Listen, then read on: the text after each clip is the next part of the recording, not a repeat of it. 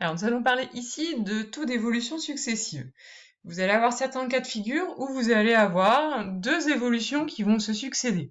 Donc, par exemple, une augmentation, puis encore une autre augmentation, ou alors deux diminutions successivement, ou alors une augmentation puis une diminution, ou encore une diminution puis une augmentation. Donc, du coup, si vous avez deux évolutions successives, vous allez avoir deux taux d'évolution et donc deux coefficients multiplicateurs associés. Alors, j'ai noté ici T1 le premier taux d'évolution, T2 le deuxième taux d'évolution, et donc C1 le premier coefficient multiplicateur, et C2 le deuxième. Eh bien, vous allez voir sur l'exemple qu'en fait, pour trouver le coefficient multiplicateur qui nous permet de passer du tout début à la toute fin, c'est-à-dire après les deux évolutions, eh bien, il va juste falloir multiplier les deux coefficients multiplicateurs qui sont intermédiaires. Alors, on se base tout de suite sur l'exemple, ça va être plus facile à comprendre. Alors, nous vous parlons d'un salaire de Jean là, qui d'abord subit une augmentation de 3% entre 2010 et 2012, puis encore une autre augmentation de 7% entre 2012 et 2020.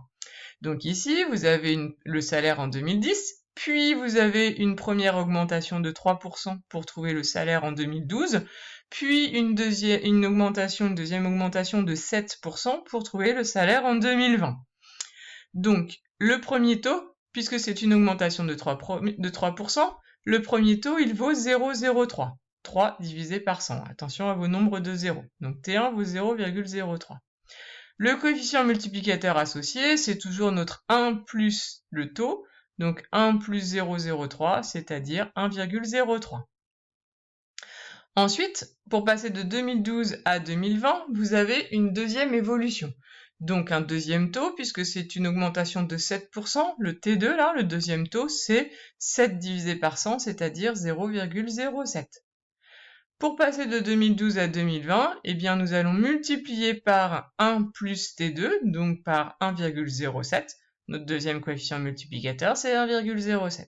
Donc finalement, pour passer de 2010 à 2020, qu'est-ce qu'on fait? On multiplie par 1,03 et on remultiplie par 1,07. Donc finalement, on multiplie par 1,03 fois 1,07, c'est-à-dire 1,1021. Alors attention, ici, vous obtenez donc juste le coefficient multiplicateur. Alors c'est déjà pas mal, mais c'est pas tout à fait ce qu'on vous demande. Nous, ce qu'on veut, c'est de savoir de combien ça a augmenté un pourcentage. Donc ce qu'on cherche, c'est pas C, mais c'est le taux T. Alors là, du coup, ça va être la manipulation inverse de celle qu'on fait à chaque fois pour trouver C. À chaque fois, pour trouver C, on fait le 1 plus le taux.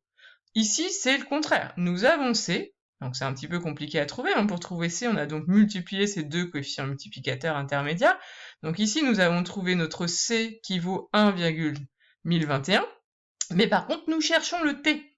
Donc soit on résout une petite équation, donc on remplace le C par 1,1021, ça fait donc 1,1021 égale 1 plus le taux, et pour trouver le taux, du coup on fait 1,1021 moins 1. Du coup on trouve 0,1021, c'est-à-dire 10,21%. Ça veut donc dire quoi? Ça veut dire que pour passer de 2010 à 2020, le C c'est 1,1021, mais le taux c'est 10,21%. Donc le salaire il a bien augmenté de 10,21%. Alors vous verrez dans les exercices que souvent moi je résous pas une petite équation.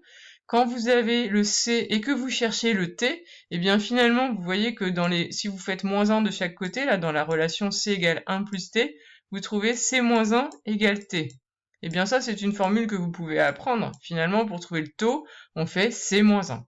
Par contre, quand on veut chercher le C, on fait 1 plus T. Donc il faut bien retenir ces deux formules-ci. Alors vous pouvez... En fait, les deux sont équivalentes, c'est vraiment la même chose, c'est juste le 1 qui se... Voilà, il y en a un où on fait moins 1, l'autre le 1 et l'autre côté avec le T. C'est vraiment deux formules qui sont équivalentes. Mais voilà, quand on cherche le C, on fait C égale 1 plus T. Quand on cherche le taux, on fait T égale C moins 1.